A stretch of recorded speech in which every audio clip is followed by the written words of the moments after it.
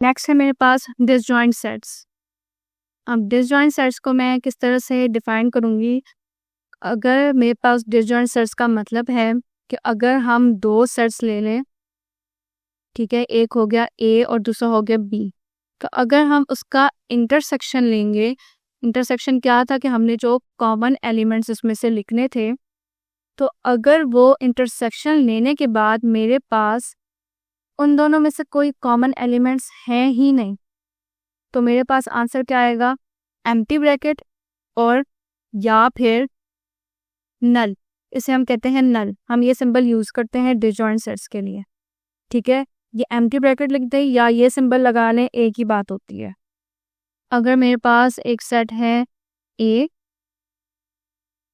1 2 3 और B set है मेरे पास 4 5, तो अगर मैं इसका इंटरसेक्शन लूँ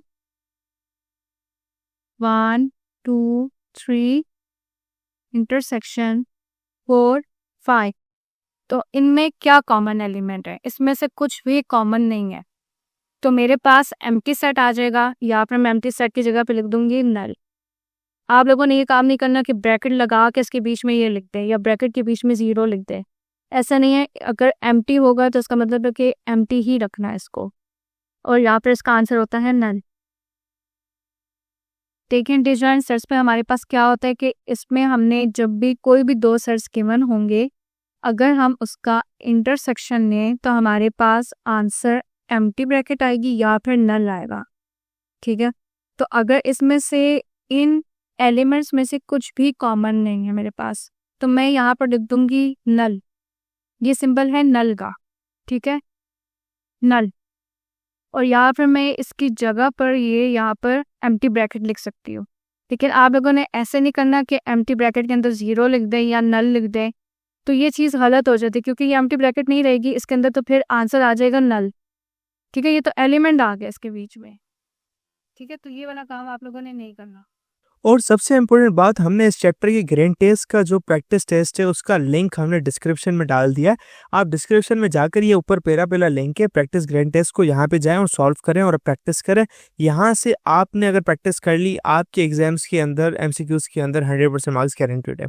उसके अलावा अगर आपको हमारे फ्री नोट्स चाहिए, lecture, guest papers, model papers चाहिए, तो इस पहली वाली लिंक पे क्लिक करके आप हमारे चैनल को ज्वाइन हो जाए, और दूसरी वाली लिंक को क्लिक करके आप हमारा व्हाट्सएप ग्रुप है इम्पोर्टेंट प्रीमियम, उसको ज्वाइन हो जाएं, ठीक है। अगर आपको ट्यूशंस वगैरह के अंदर एनरोल होना है, कोई डाउट है, तो ये हमारा व्हाट्सएप नंबर, इस पर क्लिक करेंगे आप डायरेक्ट व्हाट्सएप पे चले जाएंगे, और तमाम बुक्स के पीडीएफ इस वाले यहाँ पर आखिरी वाले आपके पास गिवन है। आप यहाँ से कोई भी बुक उठा सकते हैं, आपकी जो मर्जी चाहे, सारी की सारी क्लासेस का। इसके साथ साथ आपसे रिक्वेस्ट है, आप चैनल को सब्सक्राइब और वीडियो को लाइक भी करते हैं, ठीक है। तो ओवरलैप करने का क्या मतलब होता है कि हमारे पास जब कोई भी दो चीज़ें एक दूसरे को क्रॉस करती हैं तो उसको कहते हैं ओवरलैप, ठीक है। जब हमारे पास डिसजॉइंट सेट्स थे, डिसजॉइंट में हमारे पास क्या था कि हमारे पास उसमें कोई भी एलिमेंट कॉमन नहीं था, ठीक है। हमारे पास डिसजॉइंट में क्या था कि हमारे पास जब एक सेट था ए 1 2 3 और बी सेट था हमारे पास 4 5, तो हमने जब इसका इंटरसेक्शन लिया था तो हमारे पास आंसर क्या आया था, नल। हमारे पास कोई भी चीज़ कॉमन नहीं थी।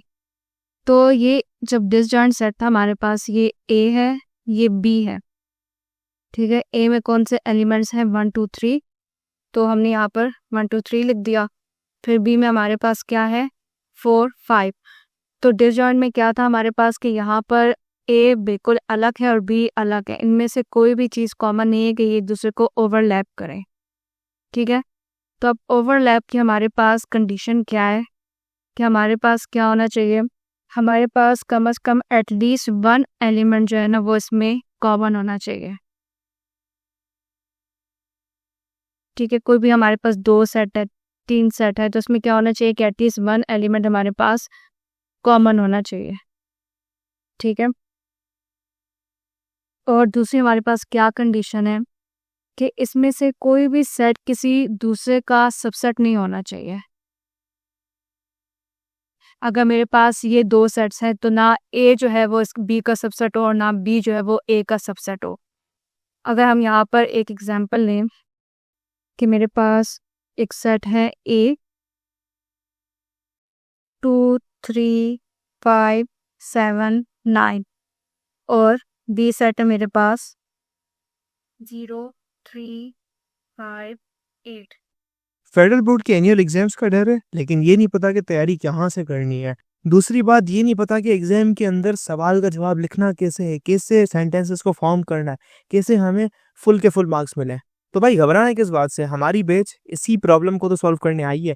तो आप भी हमारे बच्चों की तरह 97.8 परसेंटेज ला सकते हो, 98.27 परसेंटेज ला सकते हो, फातिमा की तरह अगली फातिमा आप बन सकते हो। आप 505 मार्क्स ले सकते हो आउट ऑफ 520। अच्छा जी, कैसे? हम आपको सिखाते हैं कि एग्जाम के अंदर लिखना कैसे होता है, ग्रेड टेस्ट प्रोवाइड करते हैं। देखिए जी, हमारे पास है पाकिस्तान की one of the best faculty. आप कोई भी सब्जेक्ट लेना चाहें, आपका जो दिल करे, आप सारे सब्जेक्ट्स लें, सिर्फ और सिर्फ 3000 रुपये में पूरे साल में। आपको एग्जाम राइटिंग मेथड सेशन दिए जाते हैं कि सवाल का जवाब लिखना कैसे, डिफरेंस वाला अलग क्वेश्चन, डेफिनेशन अलग, एग्जाम्पल वाला अलग, मैथ के सवालों का जवाब अलग होता है। आपको टॉपर बच्चों के नोट्स दिए जाते हैं, आपको फुल बुक के notes, question answers, live classes के अंदर कॉन्सेप्ट पढ़ाया जाता है आपको, और उनकी रिकॉर्डिंग्स भी दी जाती हैं। भैया और क्या चाहिए? अच्छा, और मजे की बात, ग्रैंड टेस्ट से हमारा समझो पेपर लगता है। ये हमारा है केमिस्ट्री का ग्रैंड टेस्ट, इसका सवाल नंबर तुम नोट करो ये। तो भैया इस ग्रैंड टेस्ट में से आपके 3 सवाल लगे हैं क्लास 9 के केमिस्ट्री के पेपर में, इस साल जो नए सिलेबस से हुआ था 2025 के अंदर ग्रेड 9 का। तो इतने इंपॉर्टेंट हमारे ग्रैंड टेस्ट होते हैं, सारे आपको दिए जाते हैं। तो भैया देर किस बात की, इस नंबर पे कांटेक्ट करें और अभी रजिस्टर करवाएं। तो अगर हम इसका इंटरसेक्शन लें तो हमारे पास यहाँ पर कॉमन एलिमेंट्स कौन कौन से हैं? ये हमारे पास 3 कॉमन है, यहाँ पर हमारे पास 5 कॉमन है। तो हमारे पास इंटरसेक्शन में क्या आ जाएगा? 3, 5। तो ये जो 3, 5 है ये हमारे पास नल के इक्वल नहीं है, मतलब कि हमारे पास ये एम्प्टी सेट के इक्वल नहीं है। तो यहाँ पर हमारे पास डिसजॉइंट सेट ना हुआ। तो फिर हम लोग क्या करेंगे कि ये ओवरलैप कर सकते हैं। अच्छा, ये जो हम डायग्राम्स बनाते हैं ये हमारे पास वेन डायग्राम होती है। और वेन डायग्राम क्या होती है? हमारे पास पिक्टोरियल रिप्रेजेंटेशन होती है, मतलब पिक्चर के थ्रू हम रिप्रेजेंट करते हैं अपने क्वेश्चन को।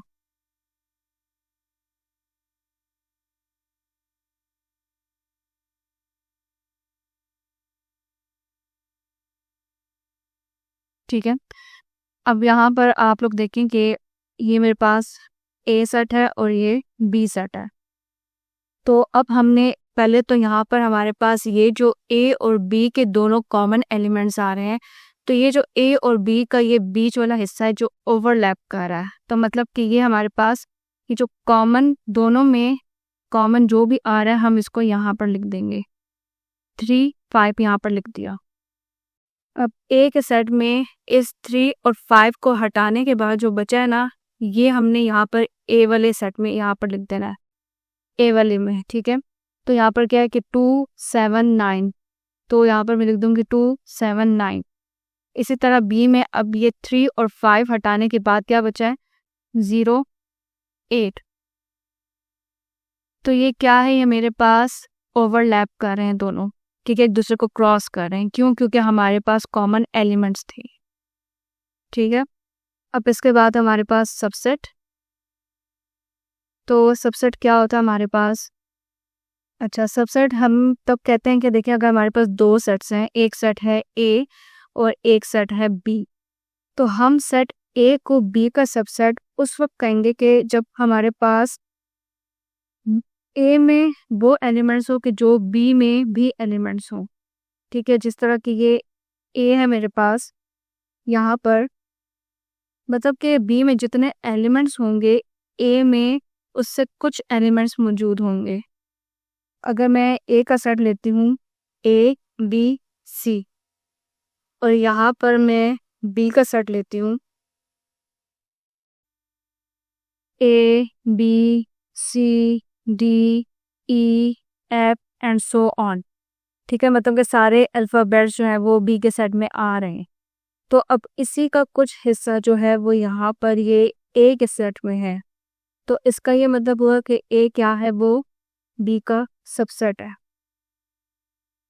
ठीक है, तो अगर हम इसकी फैक्टोरियल रिप्रेजेंटेशन देखें, वेन डायग्राम अगर हम इसकी देखें, तो ये मेरे पास, अब देखिए ये बी जो है ये पूरा एक सेट है और ए इसका हिस्सा है, तो हम बी के अंदर ए को ड्रॉ कर सकते हैं क्योंकि ए तो बी का ही हिस्सा है।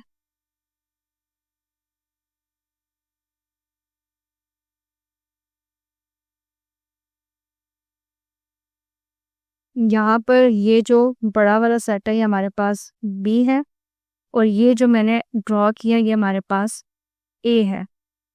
ठीक है, तो अब ए में हमारे पास क्या क्या है, ए बी सी, तो मैं यहाँ पर लिख दूंगी ए बी सी। अब इस ए बी सी को हटाने के बाद हमारे पास यहाँ पर क्या बचा, D E F and so on, तो मैं यहाँ पर इस तरह ये डॉट्स लगा दूँ। तो ये हमारे पास क्या है, ये सबसेट है। अब इसके बाद हमारे पास क्या टॉपिक है कि union and intersection of three sets. ठीक है, अब हमारे पास, अगर ये हमने अभी तक देखा है कि हमारे पास दो सेट्स में था, तो हमारे पास अगर union and intersection three sets, ठीक है, और ये हमारा, हमने क्या करना है कि हमने इसको जो है वेन डायग्राम के थ्रू ही देखना है। तो अगर मेरे पास तीन सेट्स होते हैं ए बी और सी, तो हमारे पास इसका यूनियन या इंटरसेक्शन कैसे होता है, अगर मेरे पास यहाँ पर हो के A union B intersection C, तो इसको हमने किस तरह से सॉल्व करना है कि या तो हम पहले ए यूनियन बी फाइंड करेंगे और या बी इंटरसेक्शन सी, या अगर हमें जब ग्रुपिंग दी हो, ग्रुपिंग का क्या मतलब है कि ये जो हमारे पास इस तरह ब्रैकेट लगी होती है, तो इसका मतलब ये होता है कि हमने पहले इस चीज़ को सॉल्व करना होता है। ठीक है, अगर यहाँ पर ए यूनियन बी को लगी हो तो इसका मतलब है कि हमने पहले ये ग्रुप सॉल्व करना होता है। ठीक है, अब इस तरह यहाँ पर मेरे पास A union B intersection C, और दूसरा मैं इस तरह भी कर सकती हूँ कि A union B intersection C. ठीक है, इस तरह भी हो सकता है मेरे पास।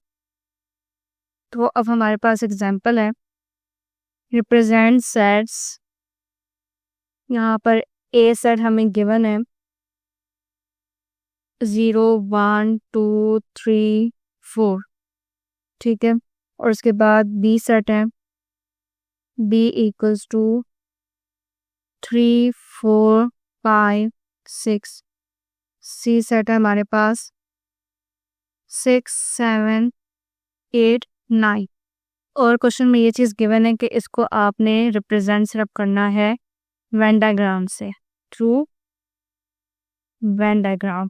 मतलब कि आपने क्वेश्चन सॉल्व नहीं करना, सिर्फ इसको डायग्राम के थ्रू आपने शो करना है।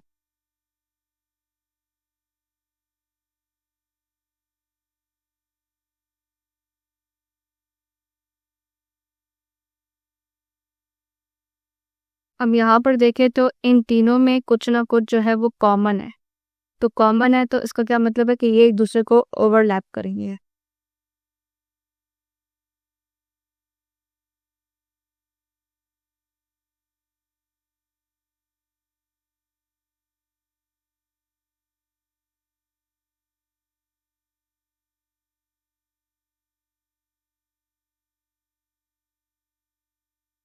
ठीक है, अब यहाँ पर ये मेरे पास ए, ये मेरे पास बी और ये मेरे पास सी। तो अब यहाँ पर ये जो ए और बी का ओवरलैप वाला हिस्सा है, हमने इसमें कौन से नंबर्स लिखने, हमने इसमें देखना है कि ए और बी में क्या चीज़ कॉमन है। ठीक है, अगर मैं यहाँ पर देखूँ तो इसमें ए में और बी में कौन से एलिमेंट्स कॉमन है, यहाँ पर 3 4 जो है वो मेरे पास कॉमन है। तो मैं ये ए और बी की ये जो ओवरलैप हो रहा है इसके अंदर यहाँ पर 3 और 4 लिख दूंगी। ठीक है, तो अब यहाँ पर ए सेट में इस 3 4 को निकालने के बाद मेरे पास जो एलिमेंट्स बच गए वो मैं ए के अंदर लिखूंगी। तो यहाँ पर मेरे पास क्या बचा, 0 1 2, तो मैं यहाँ पर लिख दूंगी 0 1 2। इसी तरह अब बी में जो है 3 4 निकालने के बाद पहले हमने इसको सी के साथ देखना है कि इसमें सी में और बी में कोई चीज़ कॉमन तो नहीं है, वो हमने इसमें बी और सी के इस ओवरलैप वाले हिस्से में लिखना है। तो यहाँ पर अगर मैं देखूँ तो ये 6 और ये 6 यहाँ पर कॉमन है, तो इसको मैं यहाँ पर 6 लिख दूंगी। अब यहाँ पर बी में 3, 4 और 6 हटाने के बाद जो बचा है ना, वो मैंने इस बी के अंदर वाले हिस्से में लिखना है। ठीक है, तो यहाँ पर 3, 4 भी चला गया और 6 भी, तो यहाँ पर क्या बचा 5। ठीक है, अब इस तरह जो है यहाँ पर 6 हटाने के बाद यहाँ पर क्या बचा 7, 8, 9, तो मैंने यहाँ पर लिख दिया 7, 8, 9। तो ये इसकी क्या है, पिक्टोरियल रिप्रेजेंटेशन है। यही मेरे पास अगर ये डायग्राम है और मुझे इसमें कहा गया है कि मुझे इसमें find A union B intersection C and A intersection B union C.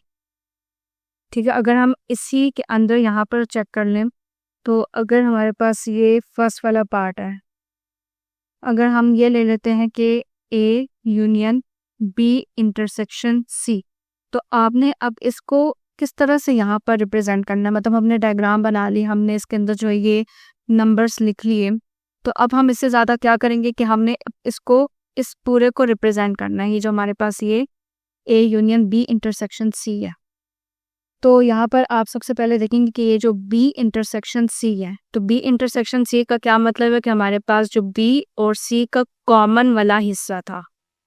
ठीक है, तो बी और सी का कॉमन वाला हिस्सा हमारे पास क्या है, ये 6। तो हमने इसको क्या करना है, आप लोगों ने इसको कोई 2-3 कलर्स अपने पास रख लेने हैं।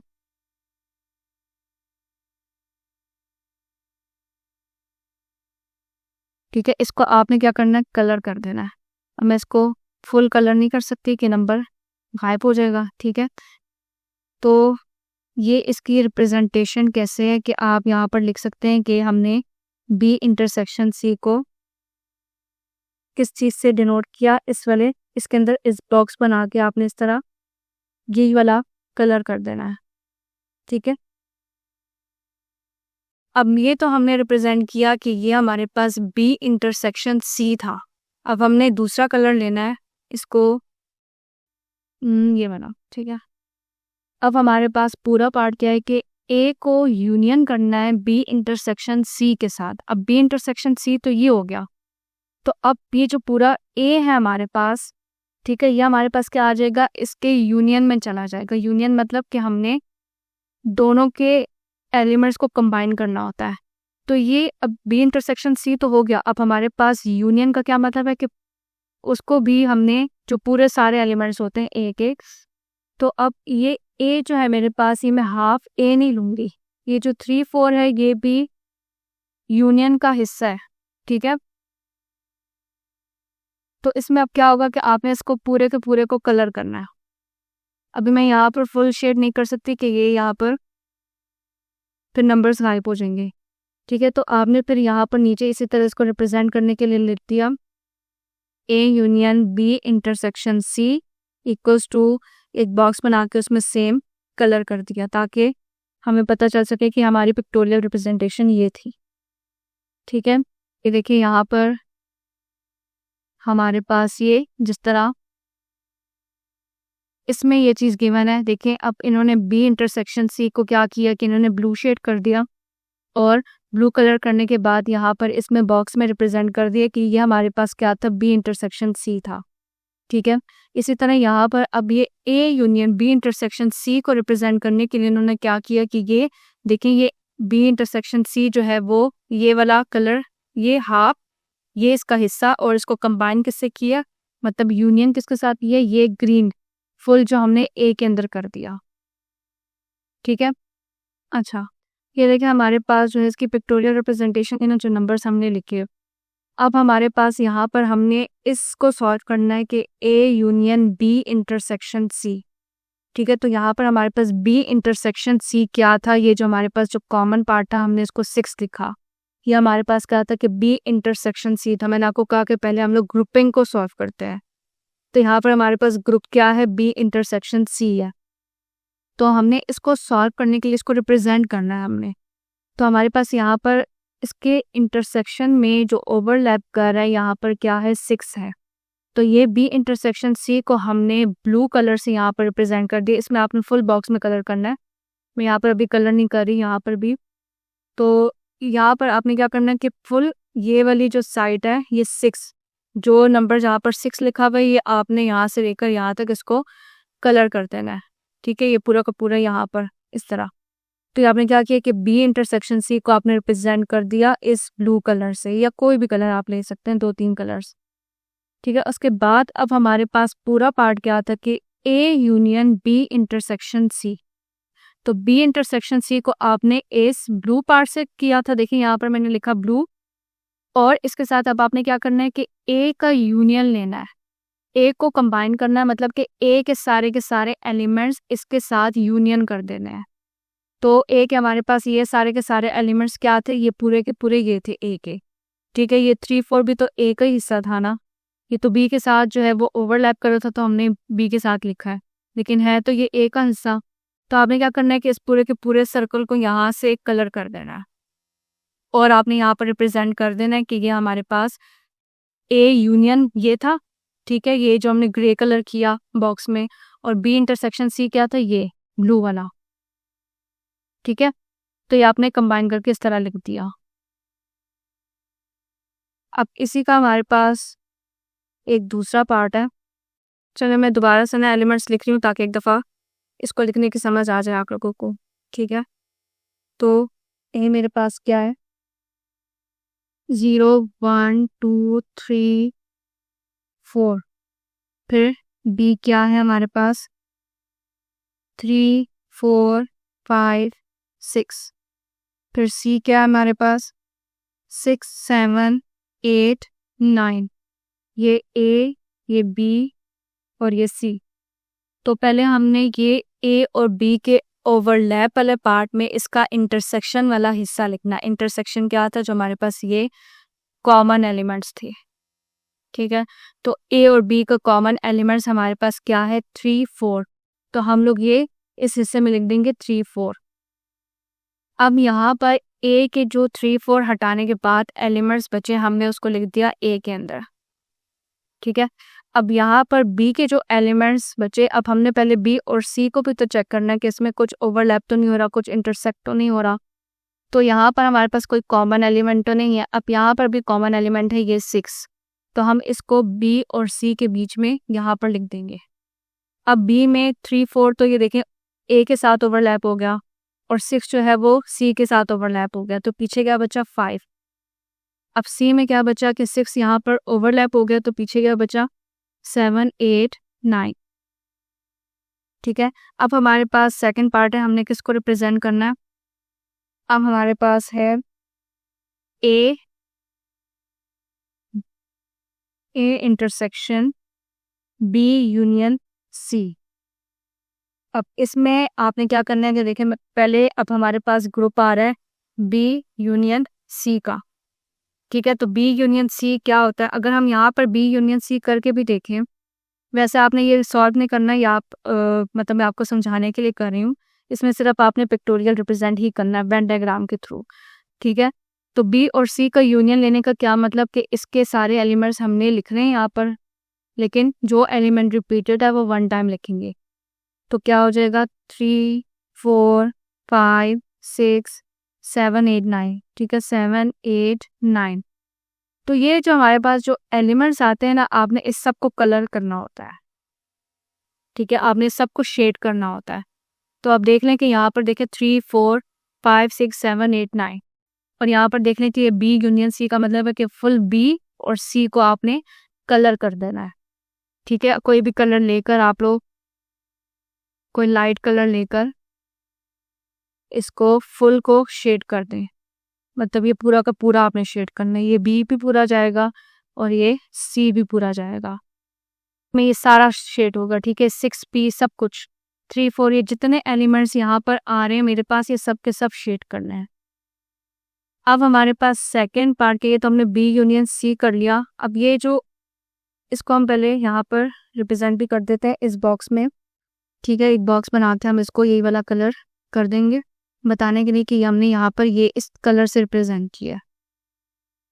ठीक है, अब हमारे पास क्या है, ए इंटरसेक्शन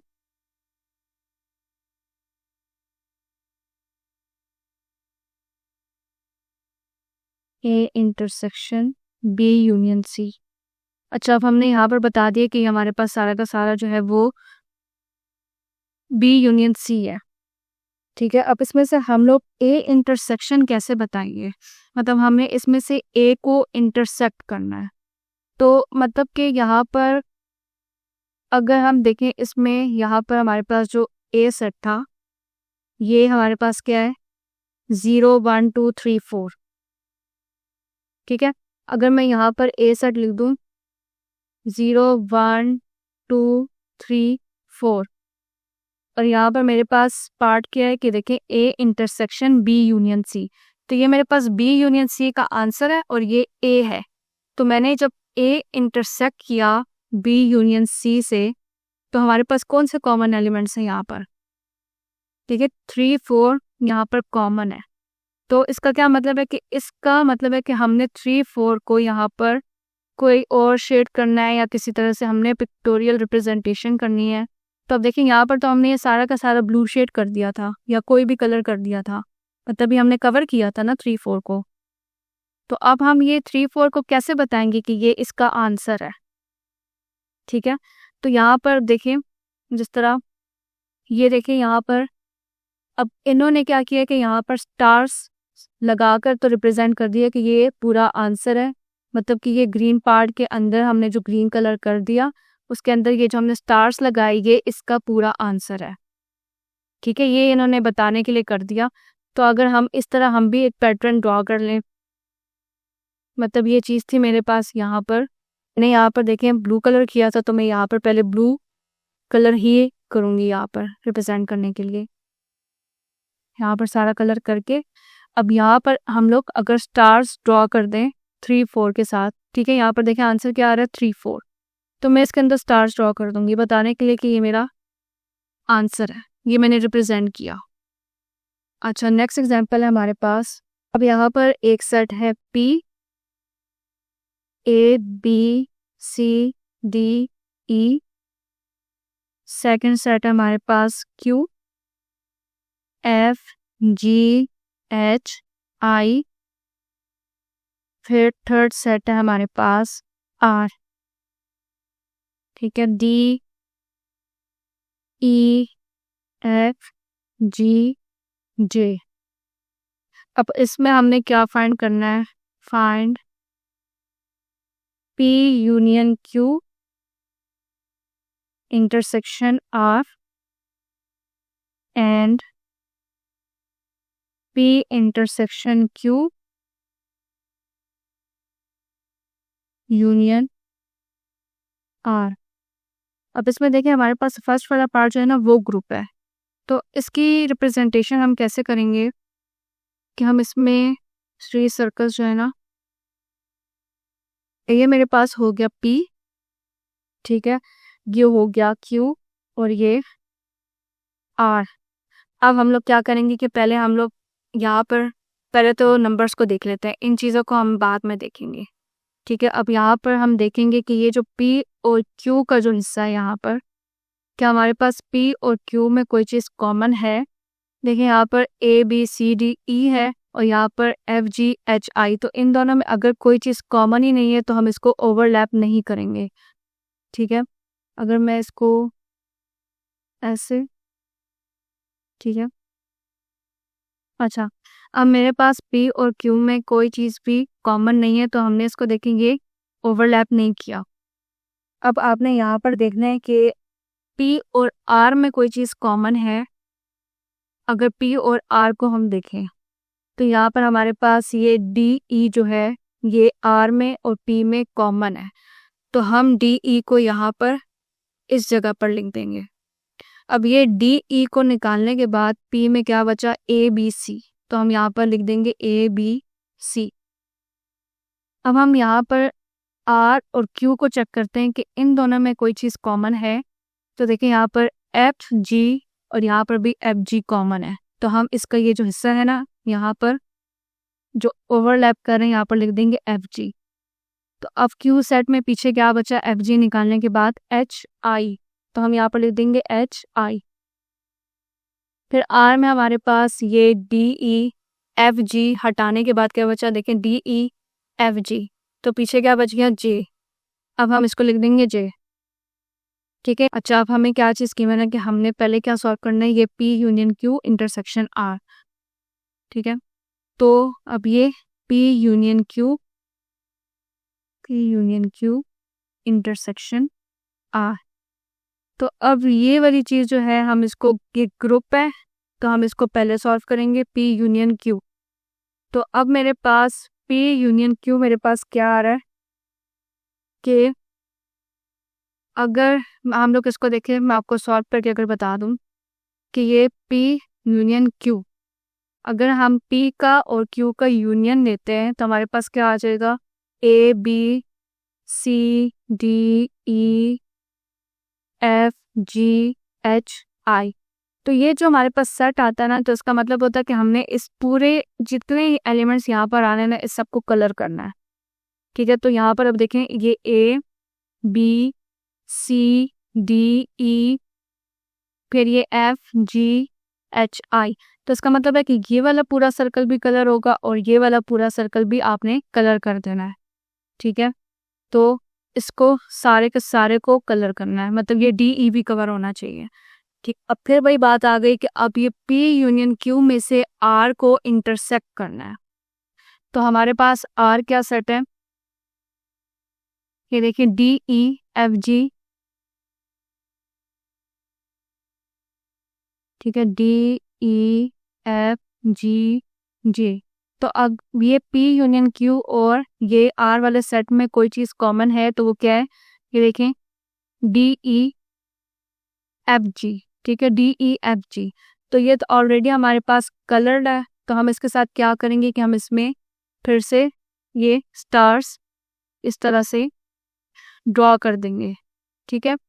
आपकी बुक में भी ये देखें, यहाँ पर इन्होंने क्या किया कि ए, ये बी और क्यू को क्या किया, इन्होंने सेम कलर किया ग्रीन, और उसके बाद इन्होंने इस ये जो इंटरसेक्शन आर है इसको स्टार्स के साथ डिनोट कर दिया है, ठीक है, ये रिप्रेजेंट कर दिया इसके साथ स्टार्स के साथ।